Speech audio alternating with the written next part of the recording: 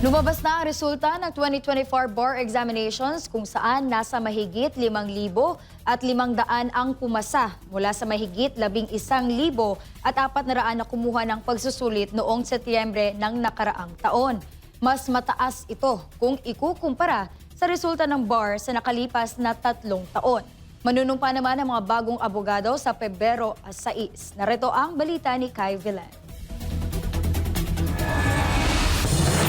Bumuhos ang sari-saring emosyon dito sa courtyard ng Supreme Court kasunod ng pagkakaanunsyo ng resulta ng 2025 bar examinations. 5,500 at 74 mula sa 11,425 actual takers sa 2025 bar examinations ang pumasa base sa inilabas na resulta ng Supreme Court Miyerkules ng hapon.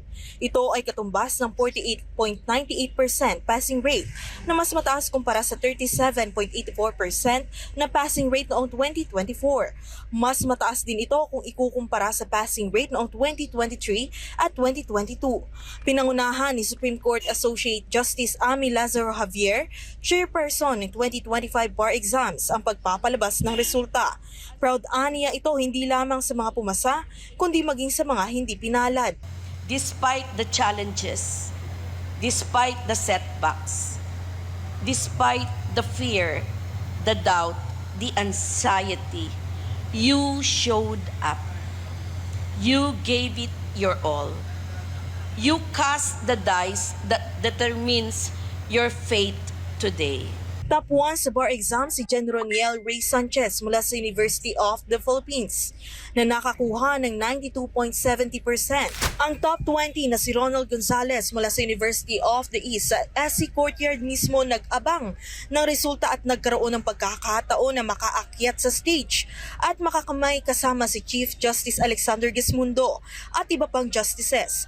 Ang Jose Maria College Foundation Incorporated kung saan si Pastor Apollo Kibuloy ang founding president nakapagtala ng 82.35% overall pass rate, habang 92.59% naman ang pass rate nito sa mga first-time takers.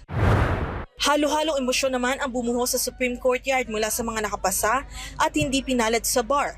May napaluhod sa luha, mga umiyak, mga napasigaw at napayakap sa mga mahal nila sa buhay. Ang ilan naman ay agad na tumawag sa kanilang mga magulang, asawa at mga kaibigan habang umiiyak at tuwang-tuwa sa pagkakapasa. Ayon kay Ronald Gonzalez, hindi niya inaasahan na makakapasok siya sa top 20. Hinangad lang daw niya ay ang maipasa ang bar. Ang na-expect lang po talaga makapasa sana, hindi yung kayo hindi pero sa tulong po ng Panginoon, sobra-sobra po yung binigay niya.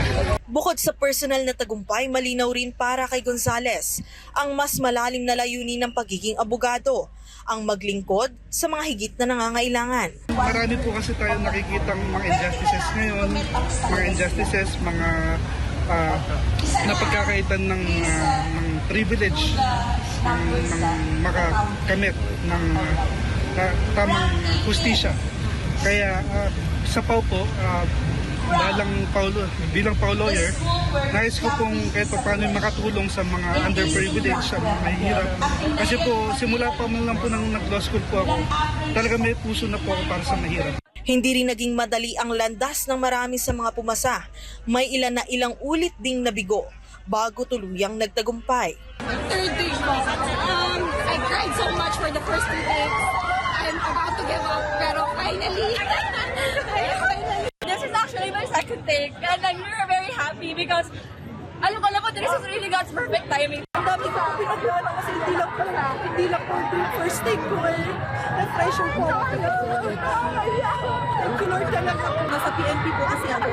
So, makalungkad ako. Diyos ko, nakita ko dito. Tuloy ko pa rin po mag-legal officer na lang po sa PNP. Habang nasa PNP po ako, nag-aaral po ako ng law para maging abogado. First time bar taker. Inalay ko itong pagpasa ko sa bar exam sa magulang ko. Nandito ang parehas sa girlfriend ko. Sila yung kasama ko muna day 1 hanggang dulo. So sa lahat ng times na gusto ko sumuko, lagi nila tinutulak na matapos yung pag-aaral ko na abogasya. Ito po, masaya. Nagpapasalamat ako sa Diyos kasi yung nag-uuna ko na simbahan sa Santa Clara. This is is my fourth time po. And nag-grant po ni Lord yung prayer. Thank you. Sa ano po ako, sa Manila Law College. Samantala, mayroon ring mensahe ang mga pumasa para sa future bar takers. Kung kinaya ko po, kaya rin po nila. No doubt po. Tiwala lang sa sarili, wag masyadong mawala ng confidence, I guess. To announce Just stick to your study habits na yung gumagana sa inyo for during law school. the school Yeah, that this effort. person Samantala, nasa 5 naman ang diniskwalipika dahil sa kakulangan nila ng dokumento. Ang mga pumasa ay nakatakdang manumpa sa Pebrero 6 sa Philippine Arena. Para sa Diyos at Pilipinas kong mahal, kay Villan, SMNI News.